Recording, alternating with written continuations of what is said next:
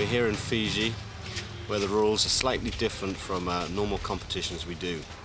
I have just found out that I must go to the local village to meet with the local elders of the tribe to ask permission for us to use the brake on the moto.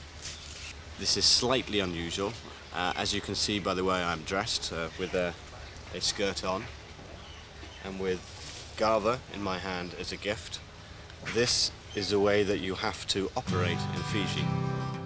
The easiest way to find my happiness, because it's the most fun thing I can do. I mean, it's so much fun. I mean, I can go for a day of windsurfing and I won't think of a thing while I'm in the water. I mean, I could have had the worst thing in the world happen to me. If I get a good day of windsurfing for that 2 hours, 3 hours, 4 hours I'm sailing, I don't think about it. I get out of the water, I have a big smile on my face, it just erases all the worries away.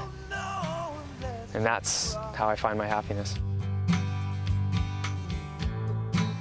For me, I mean, there's no better feeling in the world than, you know, dropping in and pushing and feeling the speed and just starting a bottom turn. And you feel yourself turn and you feel your legs weight down, you feel the buckle and you push off your bottom turn and you just accelerate out of that bottom turn and you just head up for the lip and then you just start to get carving on the lip.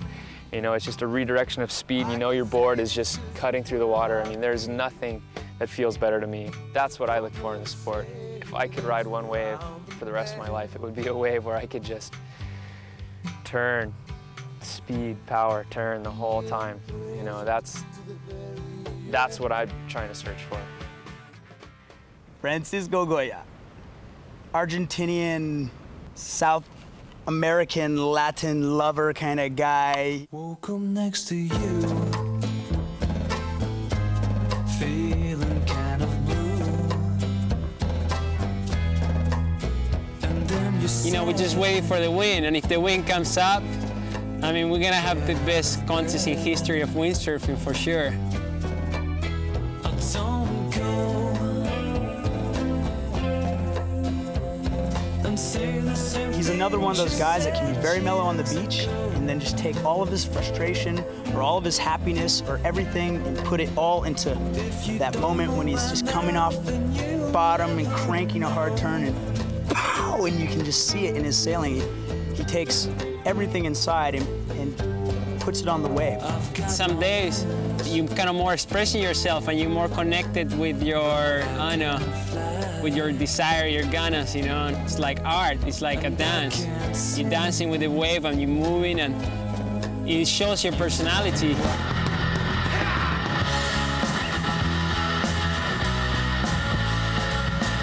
I'm very powerful. That's the way I live my life. I'm very extreme. I don't really consider myself flashy, just really solid. If I see something thick, you'll see me go for it.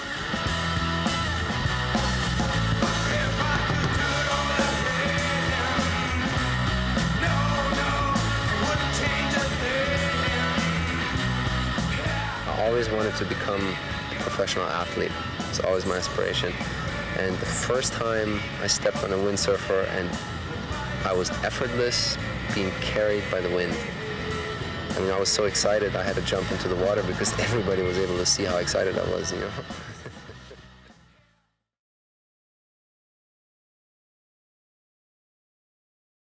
Life for sure has been a constant search for something. The quest to stay absolutely spoiled rotten, I guess, and live a lifestyle that is too good to be true. I'm constantly on the go, chasing wind, chasing waves, or just a different surrounding. Yeah, I think the most basic thing is we're all in search of happiness. You know, I love being at home, I love being in one place, and I can't wait until I can do it a bit more often, but I'm sure that even once I'm there, I'm going to have to continue traveling and satisfying whatever it is in there that I'm looking for. For me, happiness is feeling like I have a purpose, and windsurfing makes me feel like I have a purpose. I think this is what it's about. I think we should be going to more destinations like this. You know, I mean, these are the kind of destinations that people dream about. Maui, it goes off and it's really consistent and firing, but you're looking at 30 guys every day, you know? And this place, I think it's because it's so far out of the way, that 10-hour drive down from Perth and stuff, But I mean, it's worth it. You come out here and it's nobody here. It's only our crew. Theoretically, there's some really good sailors here, and they're probably very well capable of pulling off a big upset. You've got obviously Scott McKercher, who sails here quite a lot. Then you've got the other Aussies like Blair Simpson. I think every time I come down here, it's just unreal. I just feel so lucky to be down here. Pat Redman's also another really good sailor. He excels in, I think, really big waves. Well, if the conditions are good, I would say Pat would be very hard to beat. Even someone like Robbie Nash would find him very hard to beat. We had to pass it on, and that's why we call it the dreaming, because we're constantly reminded of the spirituality related to the dream time. My dad always used to tell me that the closest you're ever going to feel to God, if there is a God, is when you're out in the water catching a 20-foot wave and dropping in, you know, and tucking into this big fat barrel. The dream time was very important to us because it tells us of our past, and more importantly, it leads us into the future. When you start windsurfing and surfing some pretty big stuff, and you see what power there is out there, and it makes you seem so insignificant, but at the same time so a part of something much larger than yourself, it answers all my questions. I don't have any questions. I don't ask myself where I'm going. I don't really care. I don't ask myself where I came from. I kind of know I came from the oceans. In a weird roundabout way, it kind of sets your life in perspective when you think about dreams. They show you what you're looking for and what you want. You know, if you're happy, your dreams are telling you you're happy. If you're bummed, your dreams are saying, hey, you're bummed. You better go that way. We always said from the beginning that we had our limits to what we could safely protect people in. And I hate to be boring and I hate to say it over and over again, but if we can't look after the safety of people out there, then nobody can go out. It's as simple as that. I know it's all about adventure and there's a big wave and danger. But look at this. Look at this swell. This is 5 metre swells, easy.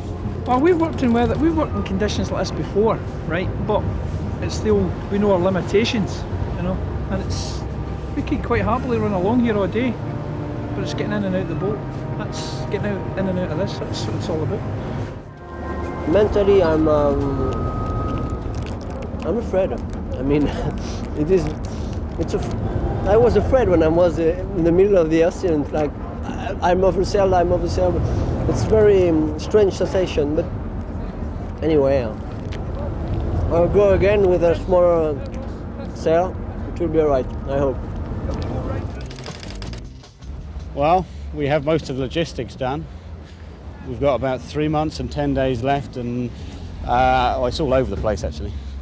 When you've been doing something for 4 years non-stop and you've invested everything in it, your passion's there, no matter how annoying the project gets and how stressed you get, it's everything. And at the moment, the whole project is basically my life. If I was to take away the Atlantic from what I do, there would be nothing there at the moment. I mean, there really is nothing there without the Atlantic. Windsurfing across the Atlantic? Windsurfing across the Atlantic, yeah. There's an awful lot of money at stake. I think you're crazy. Most of my money, all of my money, is invested in the project. There's a lot of other people's money who believed in what I was doing. I want it to succeed, to be able to pay back the people that believed in the project. That for me is the most important thing. 4 years of my life.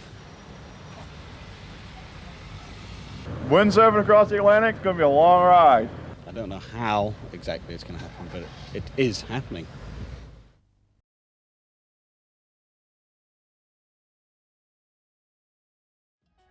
The judges, sometimes you don't know what the heck they're looking for, but in general they're looking for the guy who's sailing the most consistent but also the most radical. Wave riding is normally scored on surfing of the waves, the guy that uses the power of the wave the best, makes the most turns, does the most radical maneuvers on the wave, and then wave jumping. And there's a lot of different moves that we do in the air, forward loops and back loops and push loops and tabletops and various combinations of these different jumps.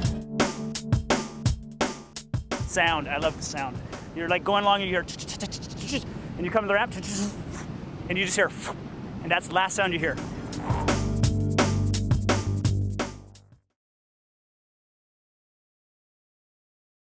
Right now, I'm really drawn towards the big wave riding, tow and surfing on huge waves and stuff like that. And there's not a lot of places in the world where you get that big of a waves as you get here in Hawaii. I think the best moment for me was when I sailed Jaws the first time, and it's a few years back now, and we're down at the beach in Akipa checking out the conditions, and it was definitely large. And eventually Robbie goes, let's go sail Jaws, and it's the first time ever out there, and so I'm scared out of my brains, and I'm looking at these waves, and they were pretty seriously, they were monsters.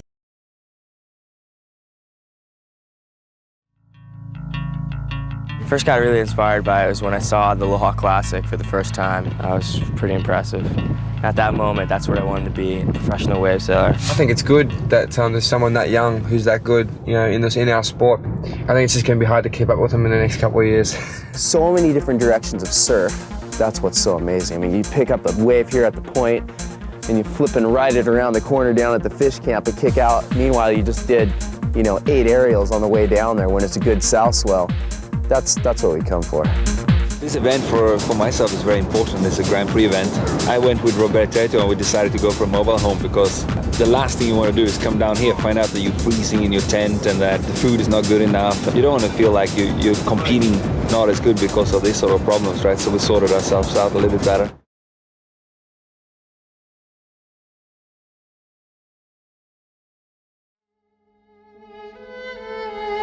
Oh, I reckon this would have been an amazing place to discover. Yeah, no, it would have been just untouched. Even now, it's like it's untouched. We've got our little bungalows and stuff, but they've done pretty well, I think, to keep it as natural and beautiful as possible. Well, my favorite break is Louis Fushi's, right where we're staying. I mean, it's the left-hander. I'm the goofy foot, so that means I'm front side there. And you can get air on like every wave, and I like that. You can get air and some turns, and you can just do a lot of freestyle maneuvers. And, it's fun. And just all on the conditions if you're doing airs or not. That's a really unique event, simply because we've got a multitude of breaks to choose from, and we have to get to them each morning. We go and check in a speedboat, all those different breaks. Then when we make the call, we have to move about 150 surfers and 100 officials out to that break in just a flotilla of different boats. Yeah, it's a really massive logistical exercise getting everyone there. That's what makes it so special. Everyone learns at some point in their life, and everybody can't be pro. And I enjoy just watching people learn, and the expressions on their faces when they have a good wave. They get so happy, and it's good to see that.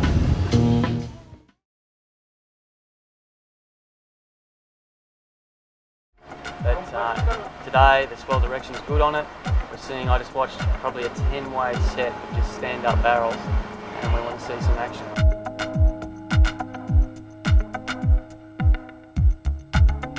Everyone had enough of the other point. Unfortunately, it's a better wave down there, definitely. I mean, if it was this size around the corner, it'd be pretty perfect, but unfortunately the swell isn't sort of getting around to that point.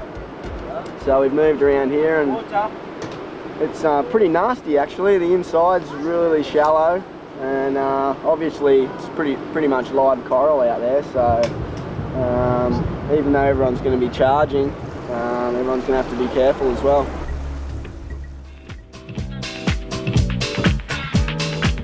It'll all pay off when it picks up, and it's like a perfect right-hander, good barrel, nice inside, like just a perfect wave for the judges and the surfers.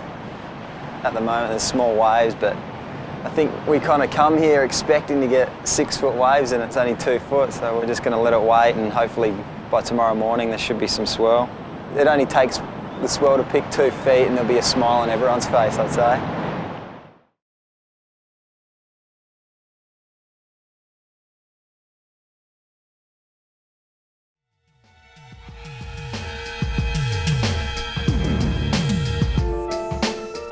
It's more like, it's a lifestyle event, pretty much, you could say. Lifestyle event with a different format than a general snowboard competition.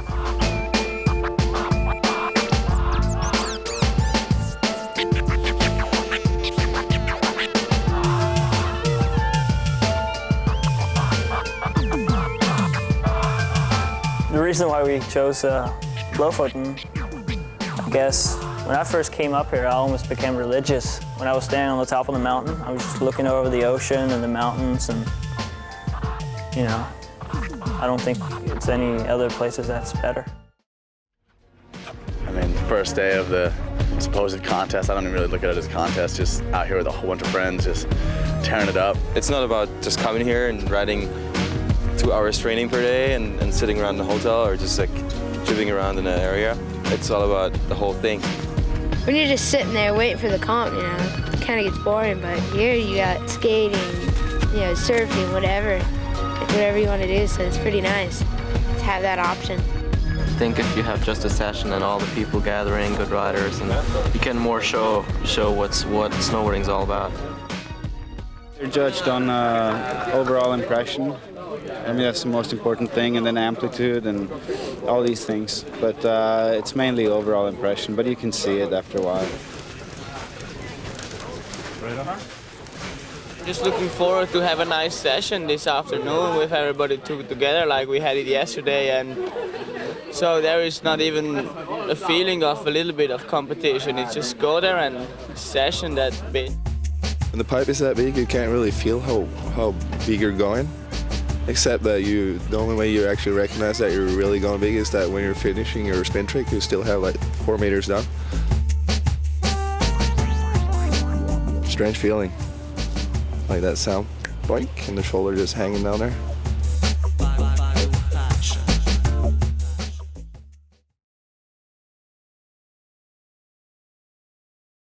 A perfect setup as an Oslo, the biggest quarter pipe I've ever ridden, and this, the biggest pipe I've ever ridden. You can come up every f***ing minute, hour you want on a day, on the mountain, ride that thing, show what you can do, and whatever. At the end, you're gonna see who's best and who's second. It's for sure a challenge to ride it, but it's the Arctic Challenge, and you better get used to it. My word is perfect. It's an adjective. It means complete, finished, faultless, exact. As a verb, to make perfect, to finish. As a noun, the perfection, the state of being perfect. Complete freedom from flaws. The perfectionist, a person who's satisfied only with perfection. Nightmare. Bad dream, horror, ordeal, torment, trial, tribulation. The Arctic Challenge. That's what a nightmare is for me.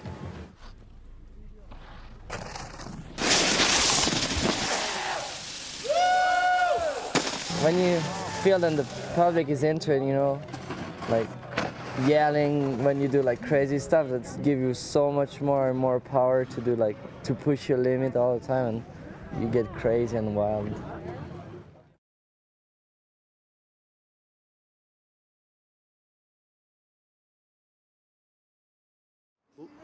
Boozy! Yeah! Oh. You broke it again, didn't you? Oh. Yeah! I think that when you're scared, that's why shit happens. When you're scared, every time somebody crashes or anything goes wrong, it's because you were scared and you hesitated. When you just, you know, have confidence and power through shit, you pull it off, you know what I mean? You know, the adrenaline type junkies, which are what a lot of these extreme sports enthusiasts are into, just that total rush, could be compared to what a lot of people experience getting a piercing. Some people do get awfully, you know, worked up or excited. I used to hate needles in my mouth when I was a kid because I'd go to the dentist and have cavities all the time. But one time I told the dentist I didn't want no Novocaine shot, and I sat there for about 30 minutes as he drilled on my teeth with no Novocaine, and that's probably the most fucking pain I've ever felt in my life, and I definitely got shots in my mouth after that. That was all fucked up. To anyone intent on the path of knowledge, an objective view of pain is a necessity. It's possible not only to train the mind to cope with pain, but to turn the experience into a positive one. Mind over matter. It's just an intense sensation. 4, 3. I don't know that it can be got or obtained. I think it's probably within every man, within every person. 2, 1. And I think you have to be in an environment that brings it out of you. See ya.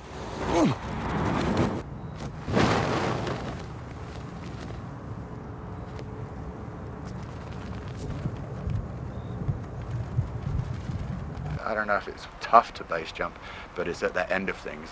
It brings out those primal instincts out of you, the fear of death, the will to survive, the tenacity.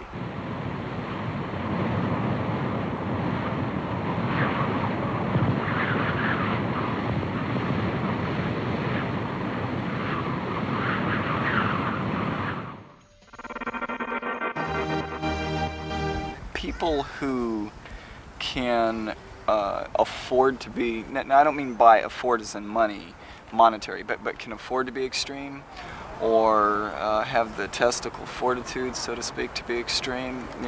If they can do that and they want to do that, they're going to do it in more than one way.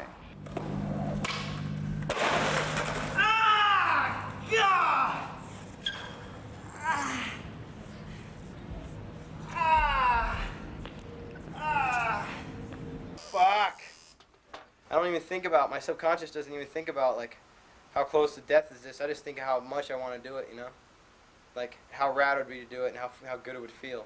I don't even ever think about the consequences. When you do think about the consequences, when you're not going to do it, so fuck the consequences.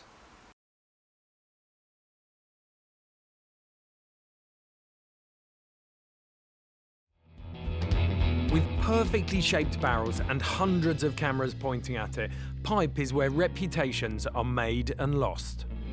Definitely a wave to, obviously leave up to the more professional guys out there, or the guys that know what they're doing. Pipe's the king, when it comes to the surfing world. You want to make a name for yourself, you've got to cut it at pipe. Some people dedicate their lives to surfing pipe, but the people who dominate it are local boys who, in a traditional and fully justified Hawaiian sense, are taking care of their yard. It's their patch. Not a very good idea to drop in on a local there. It is really, really intense, and I think it's the intensity of it. It's just everything put into the pot makes it it's like a pressure cooker when you're surfing it. If you get one of the good waves, it can be your best wave. It can be your dream spot. If you get it wrong, it can haunt you for the rest of your life. Maverick's a mysterious, dark, evil monster from the depths. It just looks really foamy and dark and cold and just like you wouldn't want to surf there. So Mavericks is just a recipe for disaster. You just need balls of steel to go there, even. Cold, dark and deadly. Not your typical vision of California surfing, but Mavericks remains one of the most iconic and mesmerising waves on the planet.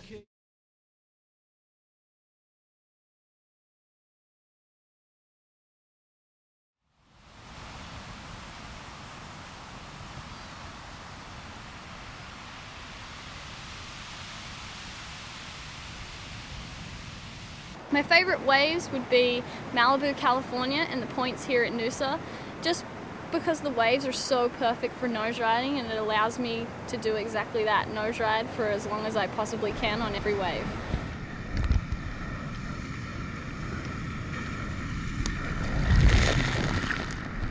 My aspirations are just to travel as much as I can and see as much of the world as possible and surf as much as I can while doing it.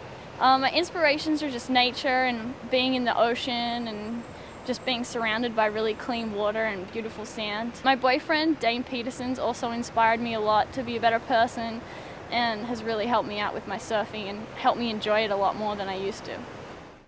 My plans for the future would be to travel as much as I possibly can and hopefully spend a lot of time in Europe because I find the countries really interesting.